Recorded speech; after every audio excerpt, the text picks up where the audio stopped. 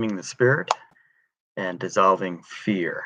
As many of you know, we've been walking through the paths of Buddhism, and today I wanted to spend a little time talking about the fourth path in Buddhism. As many of you know, there are 8 paths. Consider consider them to be 8 pillars, if you will, in the Buddhist tradition that they live by. The monks and the Dalai Lama and everybody who believes in Buddhism keep these 8 ideas in mind. The first one is right view, the second is right intention, the third is right speech, and today it's right action. And and these mirror quite a bit the traditions and the spiritual commandments of the Abrahamic belief systems, i.e., Judaism, Christianity, and Islam. Um, because right action is all about how you live your life. The fact that there's no killing, right? No murderous thoughts. The fact that there's no stealing in the fourth path, and that there's no sexual misconduct in this fourth path. So let's just take them little bit by bit. Obviously, no killing, and that means no premeditated uh, loss of boundaries. Uh, in fact, no killing whatsoever. I mean, no person, no animal, no bug. You've heard the stories of Buddhists who are don't want to step on an ant that it crosses where the paths cross and picks it up and brings it to the other side. I mean, this is all a reverence for the creation of God, and that whatever God has placed on this earth deserves the respect, the dignity, and the love that we have to care for it. And this is largely why in Buddhist countries you'll see that that there are cows everywhere, and in the Hindu tradition as well, they're not touched. So consider what it means as a Buddhist to not kill, period. And you have a pretty good idea, therefore, of what it means to hold sacred all that has been created in life. The second idea, of course, is no stealing whatsoever, and that mirrors the commandment, the commandments in the Abrahamic tradition, which is the eighth commandment to not steal. Well, why? Why not steal? Because it doesn't belong to you.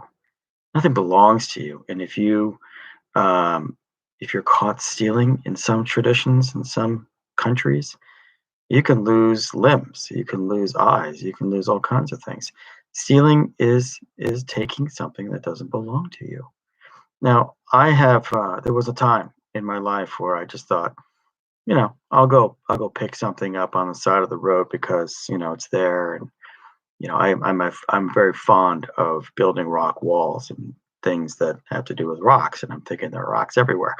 Why would anybody worry about picking up rocks off the road? Well, one time I was picking up rocks in an apparent it's in the middle of nowhere, and I was loading some rocks into the back of my car, and the person stopped and said, "What are you doing?" And I said, "Oh, I'm just grabbing some rocks because I wanted to add my wall." And they said, "Well, those rocks belong to you." And I said, "Well, no, but they don't belong to me, but I didn't think I was really bothering anybody by taking them."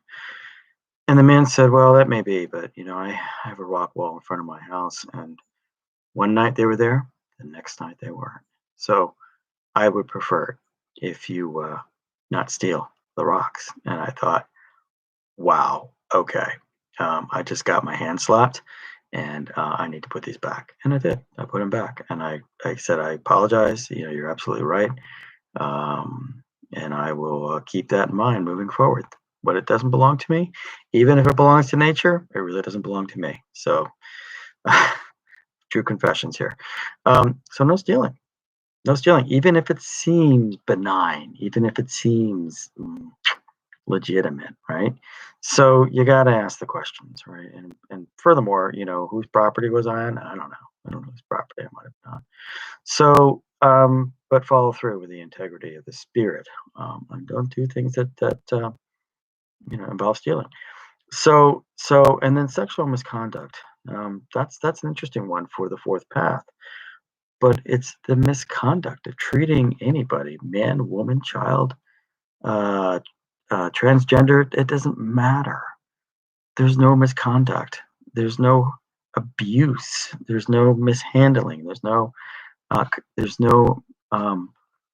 crossing of boundaries. And there's misconduct all over the place in our cultures, or no matter where you are. You here in the United States, over in Europe, in India, in Pakistan, liberties are taken. Liberties are taken. Well, in the Buddhist tradition, this is not something you do. It's fun. It's interesting that they actually name it in this path. So consider, if you will, and I would invite you to, the strength and the power of what right action means in the Buddhist tradition, and how we might be able to furthermore apply those boundaries and those intentions to not behave in these ways into our lives. And again, they mirror some of the other things that we know in other traditions that we may know better. We know better the Ten Commandments and other traditions, but in this case, I find it very instructive and thoughtful and kind that they associate it with action, right? So be careful with your actions, because your actions speak volumes about your sense of values and who you are as a person, and how you're connected to the divine purpose of your life in this world and the example that you set for others. So let's do a little meditation on that while we're at it. I haven't been doing that, but I think it's really important to just take a moment and meditate on what it means to be active in our thoughts. So let's get grounded. Find some space in your thoughts and your hearts. And what I'd like you to do is just kind of focus on right action. What is right action for you? How do we work that into our lives? Ask God to be part of what that means to you. In this time of silence, welcome the Spirit and the godliness that descends upon you as you take just a few minutes here to pray and to meditate and to ask for God's presence in your lives as this little educational moment penetrates. Right action, right action, right action. No killing, no stealing, no sexual misconduct. No misconduct, period. No stealing, no killing, no killing, no stealing, no sexual misconduct. Do the right thing. Honor life. Respect property and respect boundaries. Beautiful. Breathe in, breathe out. Breathe in, breathe out. Breathe in and breathe out. Stabilize, stabilize, stabilize. Okay, everybody. Have a beautiful day. Thanks for sharing today, and we'll see you soon.